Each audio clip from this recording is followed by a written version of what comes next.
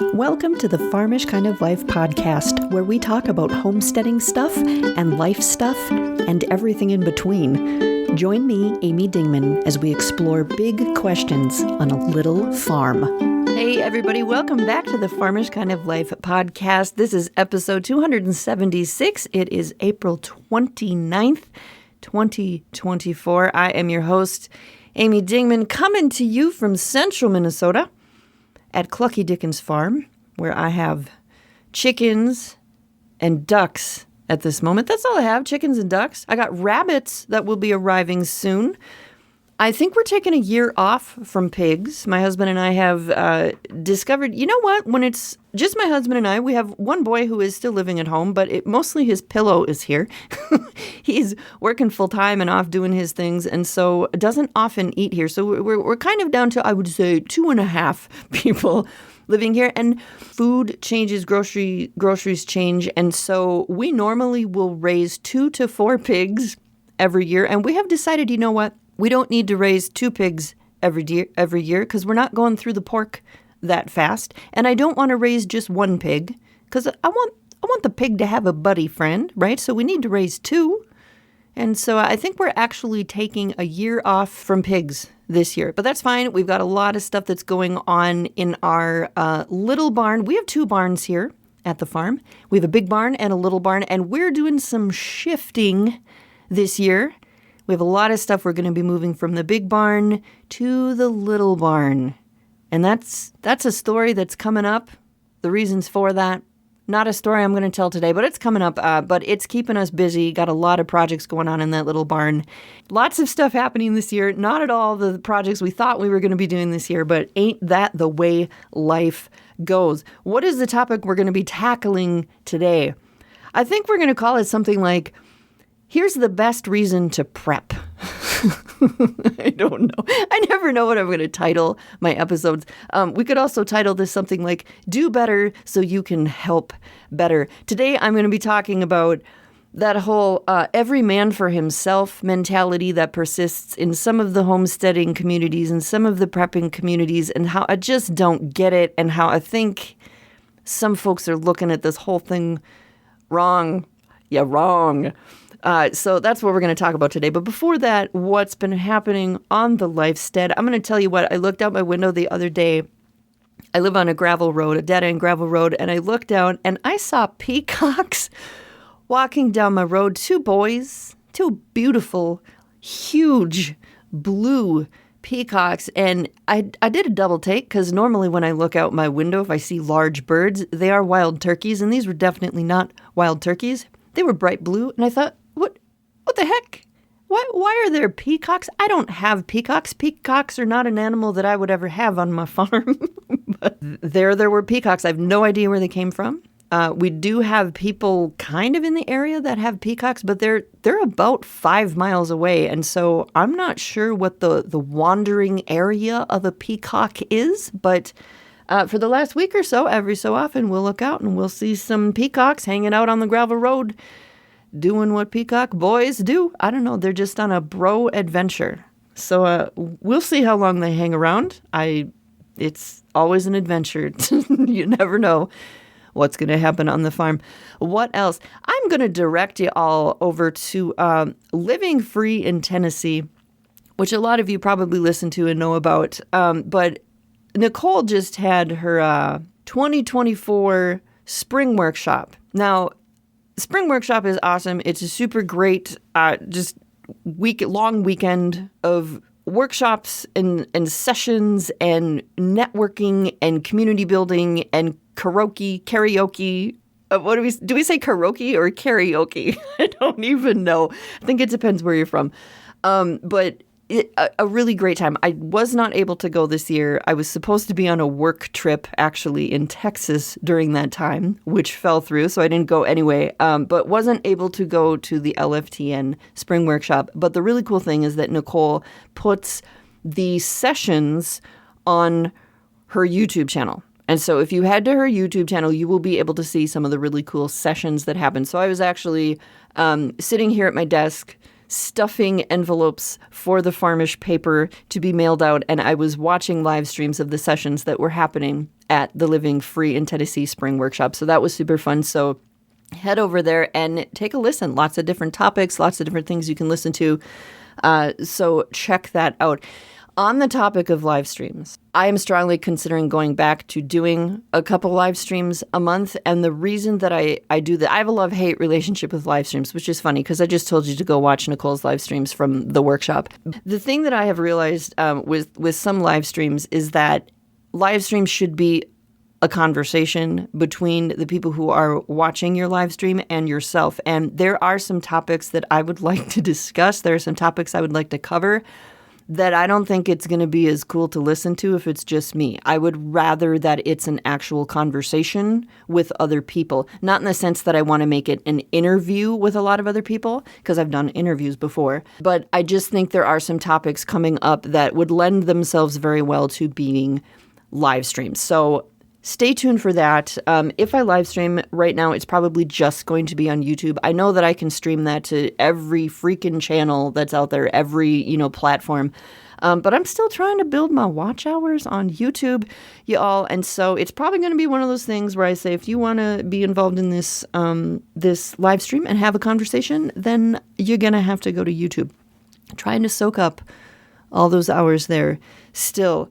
Last thing that I'm going to fill you in on is the Farmish Papers. If you subscribe to the Farmish Papers, you will find a little letter in your Farmish Papers this month. There's some shifts that need to come to the Farmish Papers, and I am looking for your direction, your opinions, your feedback on that. So if you are a subscriber, look for that. I really, really, really would love your response, whether you send it back via postal mail or email, or you drop me a line on Facebook or Telegram or wherever. There is some changes that need to come to the Farmish Papers. I'm not doing the Farmish Papers, but with various things like the price of things going up astronomically, and the unreliability of the postal system, and just various other things that have really started to be a problem. I would like to have some creative conversation within the community about how to move forward in a creative and productive manner. So look for that. All right, that is enough babble. Let's head over to the main topic and talk about this whole every man for himself mentality that I just do not understand. Every so often, I get into these conversations with people about prepping or homesteading or self-reliance or any of those topics. And the conversation can sometimes get very selfish. And in some of the homesteading and prepping communities, not all of them, but some of them, there is this mentality that persists that is every man for himself. And I don't understand the whole every man for himself mentality where the focus is inward, the focus is on me, the focus is very everything that I can do, and people get stuck in forgetting that there's supposed to be a step after that. Because yes, taking care of yourself is very important. That is one of the responsibilities that we have. But taking care of you isn't necessarily just about you. Taking care of you is actually about other people. We have to be a little bit selfish to get our life in order, obviously, but the intention behind that should be because then you want to then turn outward to make life better for others. Because when life is better for others, life gets better for everyone all over. There is a phrase that people will often say, put on your own oxygen mask first. If you're in a plane and it's going down, make sure you put your oxygen mask on first before you're putting it on your kids, before you're helping other people. Put your own oxygen mask on first. And they don't say that because you're going to put your oxygen mask on and then you're going to run around showing off that you have your oxygen mask on, eating bonbons or watching TV or hoarding all the oxygen masks while the rest of the plane suffers, right? It's not like you're going to put your oxygen mask on and then you're going to sit down in your seat and point and laugh at everyone who doesn't have their oxygen mask on yet, right? You put your oxygen mask on first so you can help others. And you can't help others very well if you're holding your own breath. If you're holding your own breath and you're trying to help people, you're eventually going to run out of air, and then you're no help to anybody, right? You don't give as good of help if you're holding your breath as if you would have just taken those 5 seconds to put your mask on first, right? So yes, we take care of ourselves first, but we do it so we have the capacity to care for others. When you think about why you want to take care of yourself, why you want to make sure that your family is taken care of, I really hope that part of it is so you have the ability to help other people when life sucks for them. Now, if you subscribe to the Farmish papers, you know that I have a little article, a little column, I guess you would call it, in there called When It Comes to Money. And that's where I talk about like frugal living and financial stuff and saving money and trying to get out of debt and all those different things that have to do with money. And there are a lot of reasons that I would like to get to a good place financially, a better place. I mean, we're doing pretty well, but to get to a better place financially. But since I'm not a person who lives a super lavish life, it's really hard for me to zero in on what life is going to look like when we're super financially secure. Because I think what happens is when people talk about saving money and getting out of debt and being in this really great place financially, there's a lot of people who assume that then there's this default to, here's all the cool stuff I'm going to be able to pay cash for. And that's why I want to, be really secure financially so I can just spend money on whatever I want, whenever I want, right? But I struggle with that as a goal, or as like something that makes me want to do that, because I don't have a really long list of wants. I don't have a huge shopping list of things I want to buy when I can pay cash for them, right?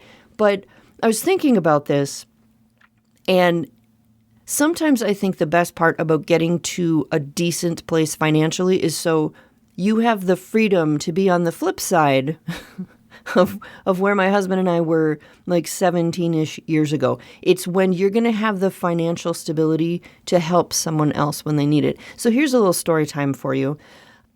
I remember being at an annual planning meeting for an organization I was involved in. It was MOPS. It was Mothers of Preschoolers. That was something I was involved in when my kids were really little. So 17-ish years ago, I want to say. And so I was on the steering committee, and every year the steering committee would go on this kind of overnight planning meeting. And so there was 7 of us, and most of the day we spend time working on stuff for the organization and doing all the planning and all of that. And then when evening rolled around, we would just spend time talking about life and kind of bonding as a steering team. And this question came up, and it was, what are you struggling with right now? What a great way to bond, right? What are you struggling with right now? And when it got to me, I was all, things are great, things are fine, things are really good. But the more we talked, I kind of let it slip a little bit that at that point we were in a really tough spot financially, okay? Really tough spot.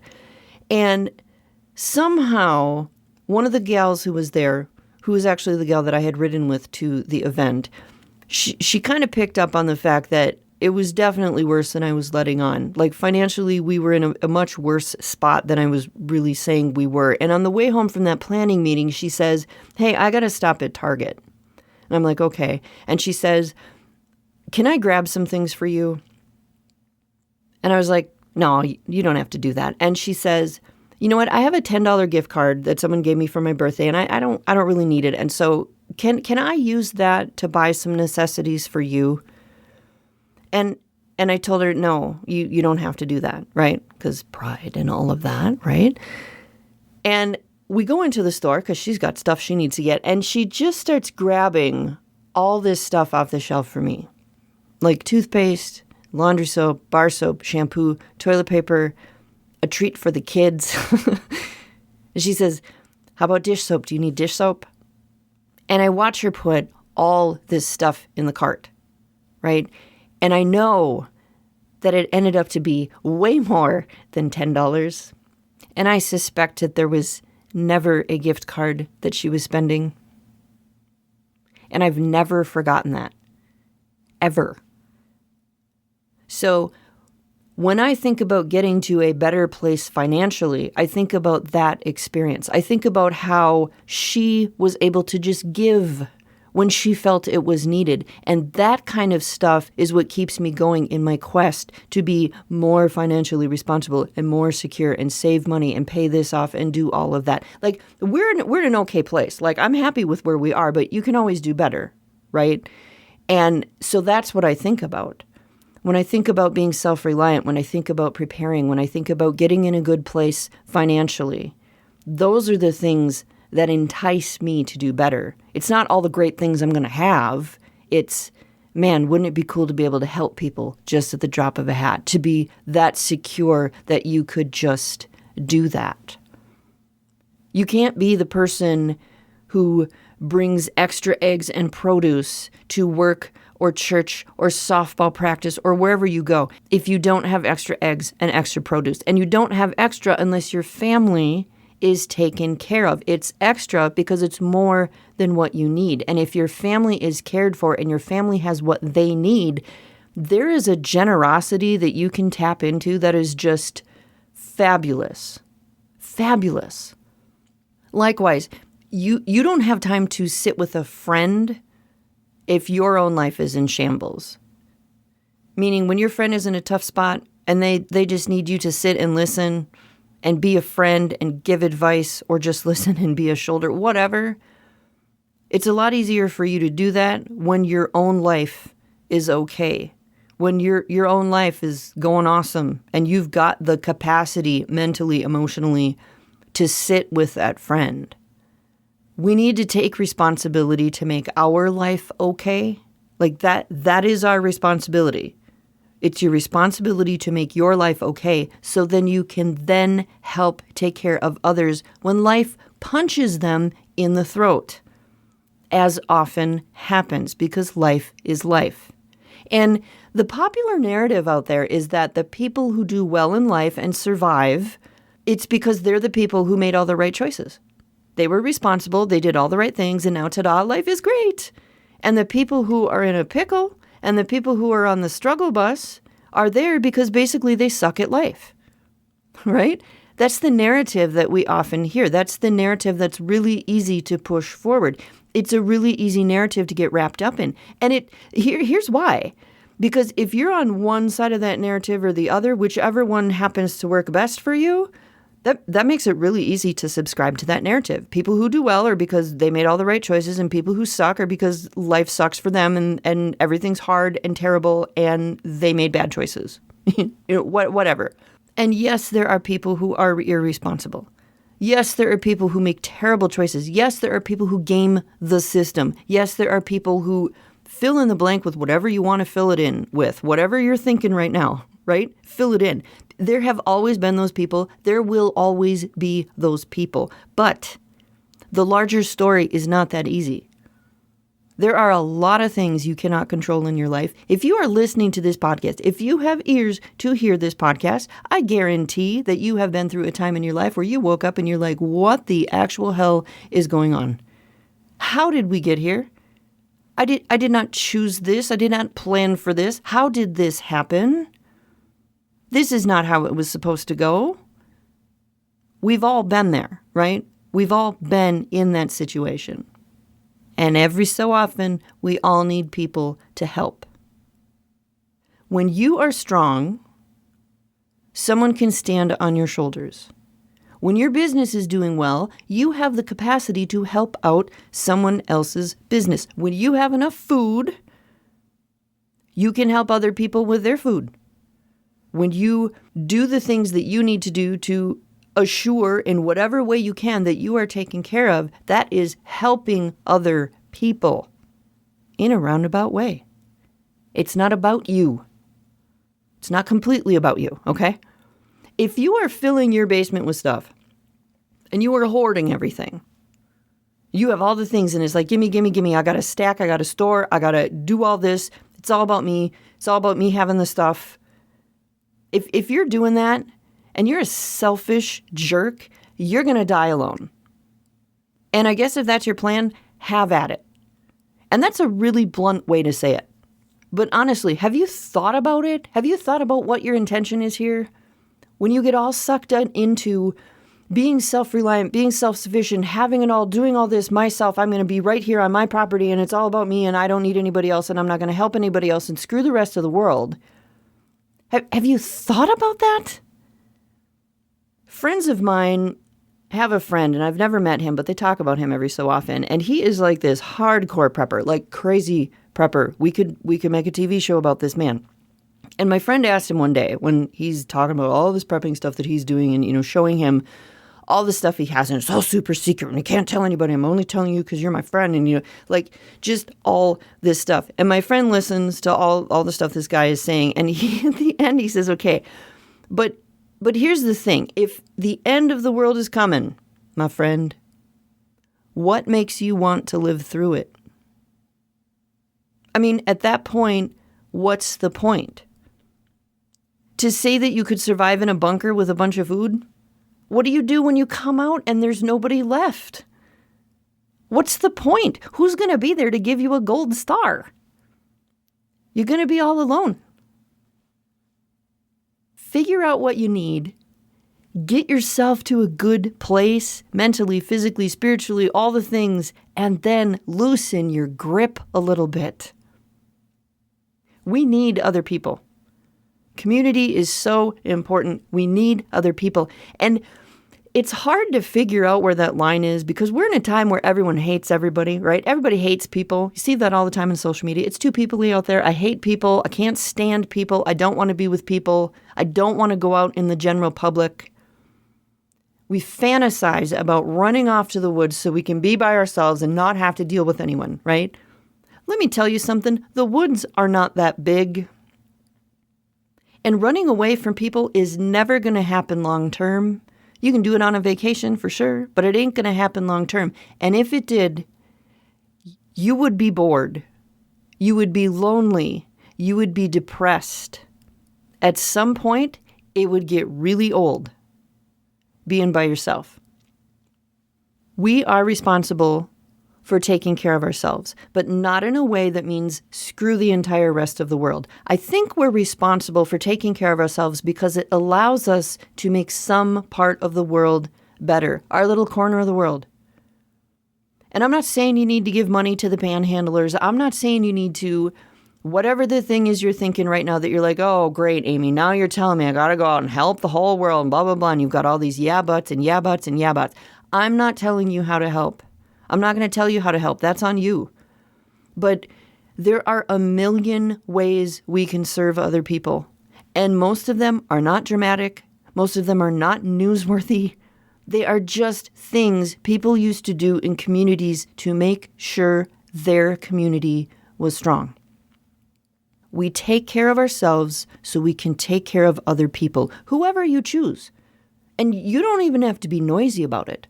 But in order to help others in the most efficient way, you have to take care of yourself first. And I think that is the most realistic reason to prep. That is the most realistic reason to be self-reliant. You're never going to have to deal with the zombie apocalypse, you guys. You're never going to have to deal with the end times. I don't care if you agree with me or not. That's just my opinion. You're not going to ever have to deal with that. You might be lucky enough to escape a tornado or a blizzard or a job loss or a health scare, but maybe your friend won't be. I think prepping should make you a better friend, not a bigger jerk. And you know what? I think we should put that one on a t-shirt. Prepping should make you a better friend, not a bigger jerk.